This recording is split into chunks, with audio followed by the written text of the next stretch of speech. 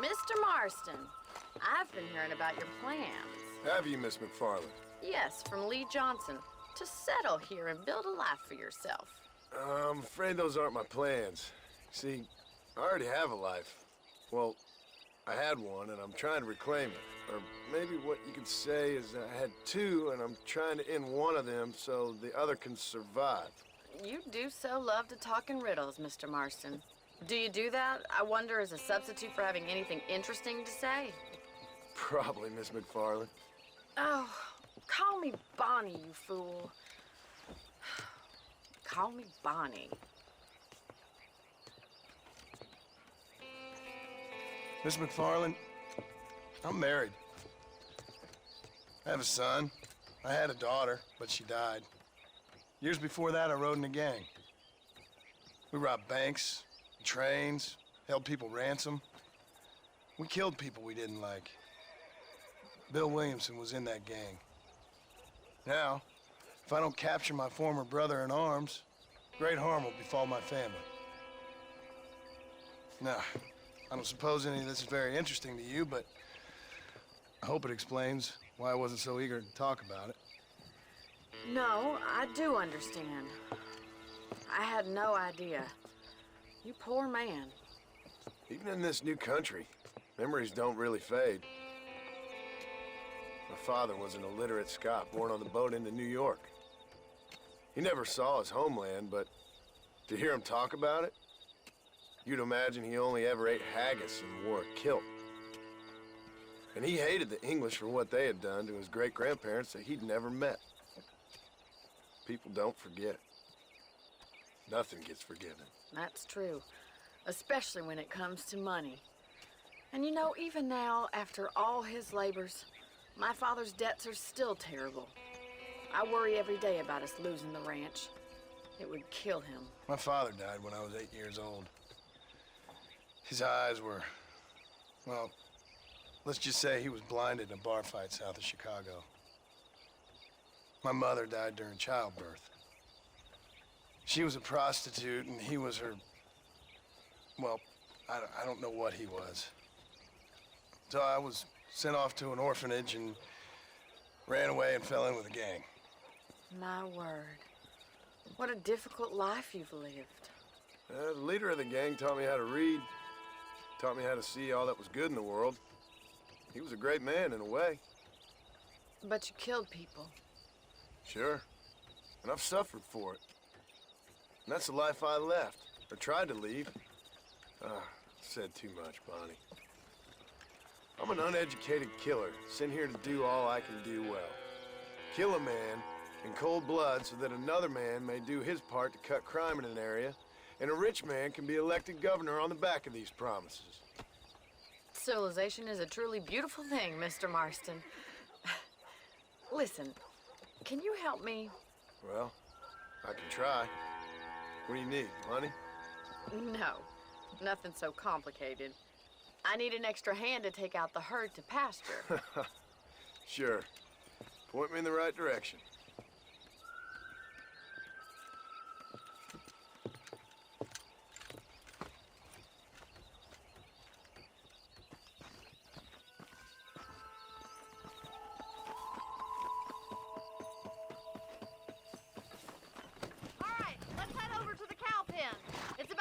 Budding farmers such as yourself learned how to herd cattle. Come on. Howdy. Easy now. Thank you for telling me all that back there. It must have been hard for you. Hope you understand now why I've been playing my cards somewhat close to my chest. I didn't know you had a wife and child. Then again, I don't think I ever asked. They're lucky to have a man like you. I ain't so sure about that, but thank you.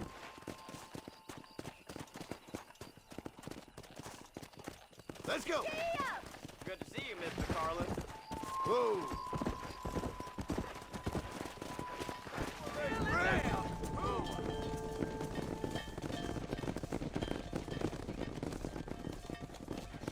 You're not bad with the herd. Ranching might be your true calling, Mr. Marston. Either that, or you were a cow in a past life. Thank you, Miss McFarland. I'll see you later. I have work to do back at the ranch.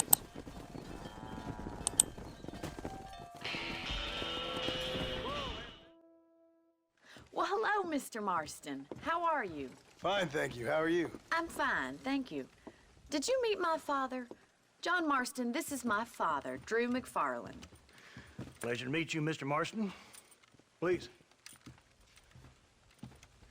So, my daughter informs me that you're here on some secret mission to remove some undesirables from the county. Something like that. I'm grateful for the hospitality, sir. Well, you know, we've lived here for 30 years now. Came here from the east. The land had never been settled. For 10 years, we fought the Indians. Tough men.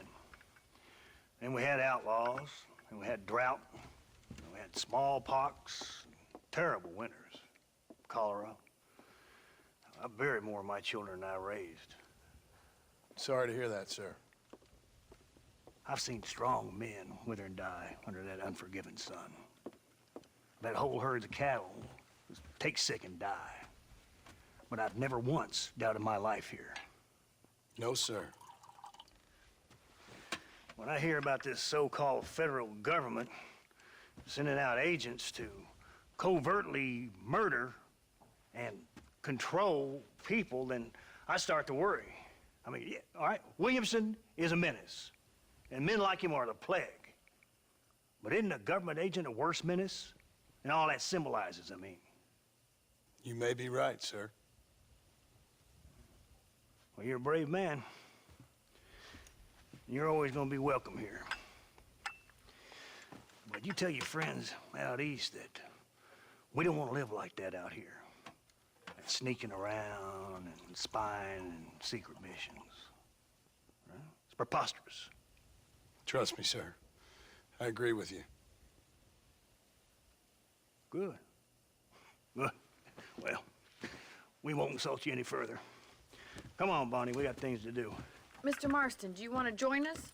It's Daddy's favorite pastime. Apart from political discourse, that is. What is? Breaking in horses. Come on. I hear you're a pretty decent rider. For a city dweller, that is.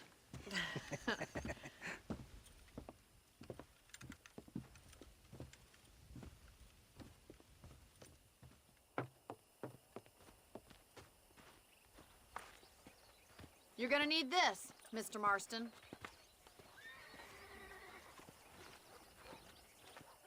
Let's see if we can put that new lasso of yours to good use. That ranch hand said there's a pack of wild horses nearby.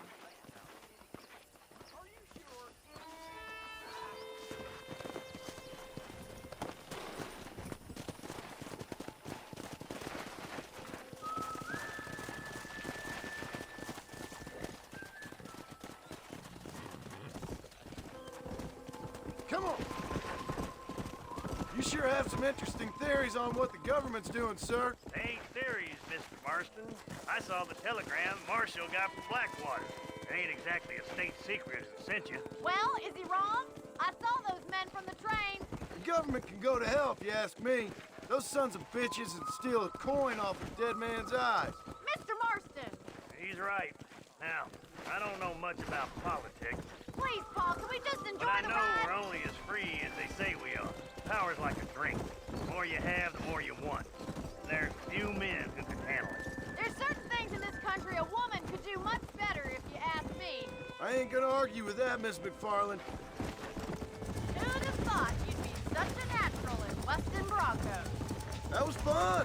I think you could be a fine rancher one day. Well done, Mr. Marston. These are fine horses. Hey, Bonnie.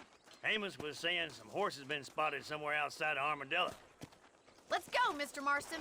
We can really do with those horses.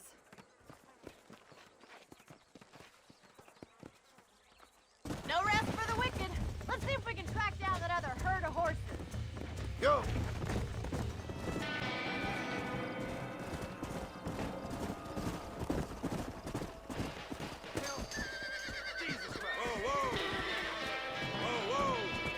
Looks like we got the lot of them. What magnificent animals they are. Hey, the stallion's getting away. Chase him down and bring him back. Come on, baby. Calm down. Come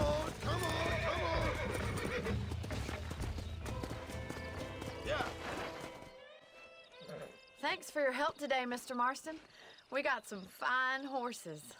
You know, why don't you keep that stallion as your own, as a thank you from all of us? Thank you, ma'am. He's a fine animal.